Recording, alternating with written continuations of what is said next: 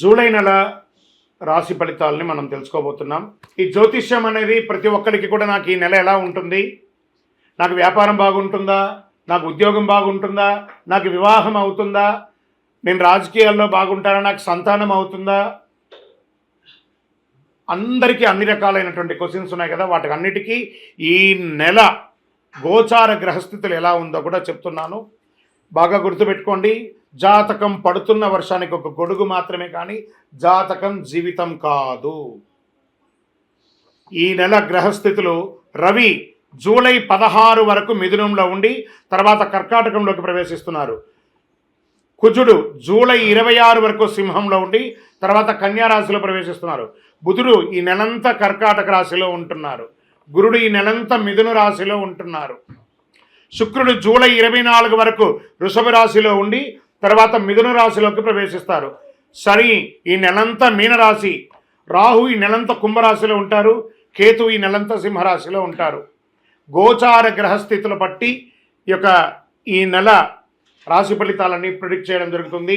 మీ వ్యక్తిగత జాతకానికి ఇదొక 30 నుంచి 40% మాత్రమే వర్తిస్తుంది. మీ వ్యక్తిగత జాతకం మీ పరిసర ప్రాంతాల్లో ఉన్నటువంటి గురువుల్ని సంప్రదించి జాతకం చెప్పించుకోండి. లేదా మా ద్వారా చెప్పించుకోవాలనుకుంటున్నారా, కింద కనబడుతున్నటువంటి మా నెంబర్కి వాట్సప్ చెయ్యండి.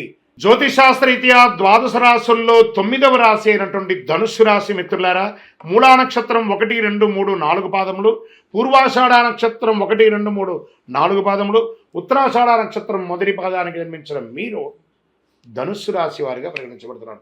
ఈ నెల మీకు శుభాశుభ ఫలితాలు ఎలా ఉన్నాయంటే, జూలై నెలలో వృత్తి ఉద్యోగాల్లో అధికారులతో సాన్నిహిత్యం ఏర్పడుతుంది.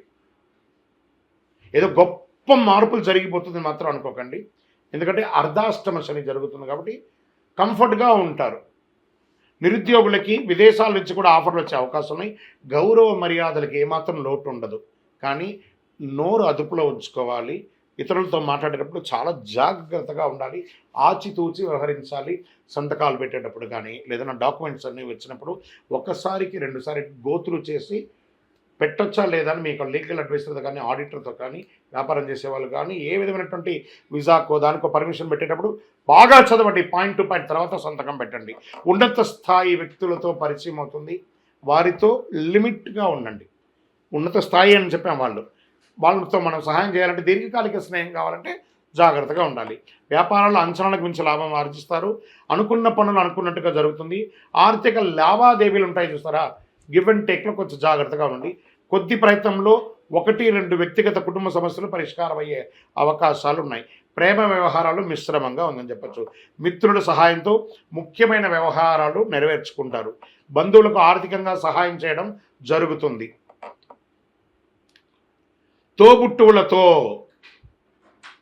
అన్నదమ్ములతో సఖ్యతను పెంచుకోండి. విద్యార్థులు విజయం సాధించే అవకాశాలు బాగా ఉంది. ఆరోగ్యం బాగానే ఉంటుంది. ఆరోగ్యం గురించి ఎల్లప్పుడూ స్పృహతో ఉండండి.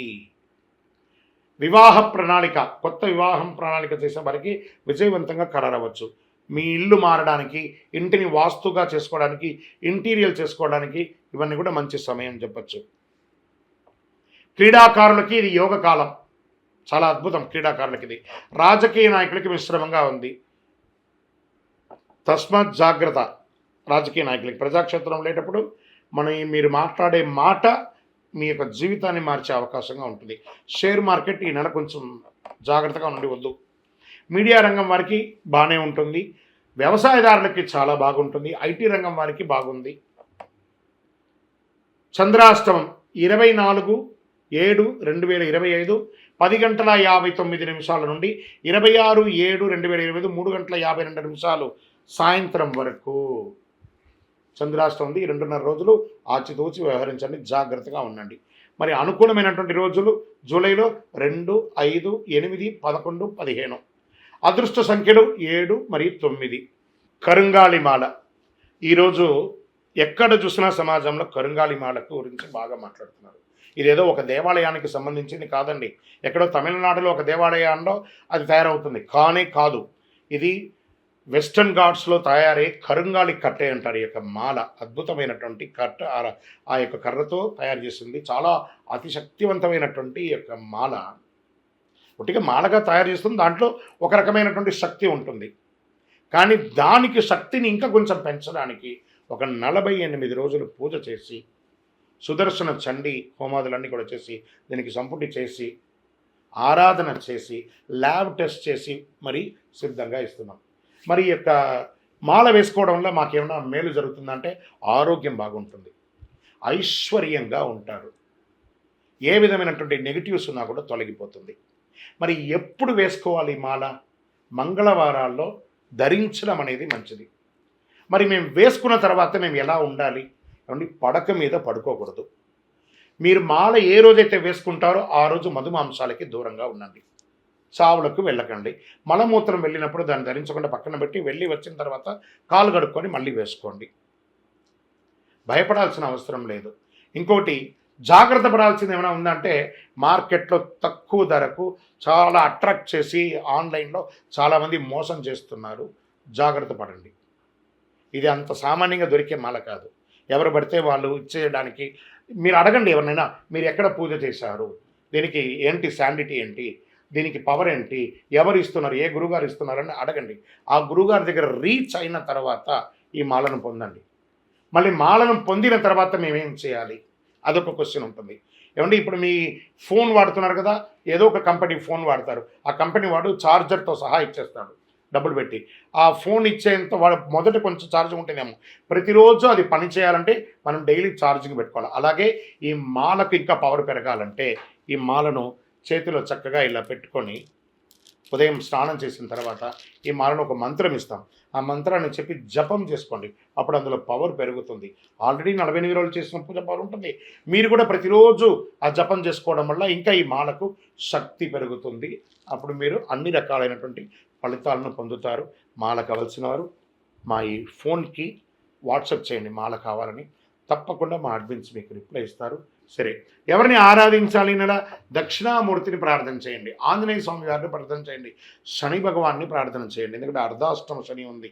దేహి మే బుద్ధి వైశిష్ట్యం, దేహి మే నిత్య యవ్వనం, దేహి మే పరమానందం, దేవదేవ జగత్పతి. ఎక్కడ కూర్చుంటాడు శని భగవానుడు?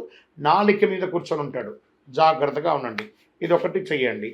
మరి గురువారాల్లో నవగ్రహాలకి గురు భగవాన్ని ప్రార్థన చేయండి, ఎక్కువ పసుపు పువ్వులతో ఆరాధించండి. శనివారాల్లో నువ్వుల నూనెతో దీపం వెలిగించండి. మీకు ఇష్టదైవం కులదైవం దగ్గర మీ వయసు సంఖ్య ఎంత ఉందో అన్ని దీపాలను వెలిగించండి. వెంకటేశ్వర స్వామికి వీలుంటే వెళ్ళి నడిచి వెళ్ళి పోయి మొక్కు తీర్చుకొని రండి. సత్యనారాయణ వ్రతం చేయండి, ఇంట్లో అన్ని చక్కబడుతుంది. మీ యొక్క వ్యక్తిగత జాతకం కావాలంటే కింద నంబర్కి మీ యొక్క date of birth, time of birth, place of birth WhatsApp చేయండి, రిప్లై ఇస్తాం. మీరందరూ కూడా క్షేమంగా ఉంటారు. ఇంకను ఈ ద్వాదశ రాశి ఫలితాలు పొందినవారు, ద్వాదశ రాశుల్లో ఉన్న ప్రతి ఒక్కరు కూడా మీరందరూ కూడా ఆయురారోగ్య ఐశ్వర్య భోగభాగ్యాలతో ఉండాలని అఖిలాండ కోటి బ్రహ్మాండ నాయకుడు శ్రీ ధర్మశాస్త్ర అయ్యప్ప స్వామి వారిని ప్రార్థన చేస్తూ, తిరుపతిలో 18 అవతారాలుగా కొలువై ఉన్నటువంటి అయ్యప్ప స్వామి వారి దేవాలయం జీవకోణలో ఉంది. ఆ దేవాలయాన్ని వచ్చి దర్శనం చేసుకోండి. జీవితంలో భాగ్యం ఉంటేనే, రాసి పెట్టి ఉంటేనే ఆ దేవాలయంలో అడుగు పెట్టగలరు. ఆ దేవాలయంలో వచ్చి దర్శనం చేసుకోండి, అష్టైశ్వర్యాలు పొందండి. మీకోసం ఎప్పుడు ప్రార్థన చేస్తూ ఉంటాను. చంద్రమౌళి వెంకటేష్ శర్మ. వందే మాతరం, వందే మాతరం, వందే మాతరం. విజయోస్తు.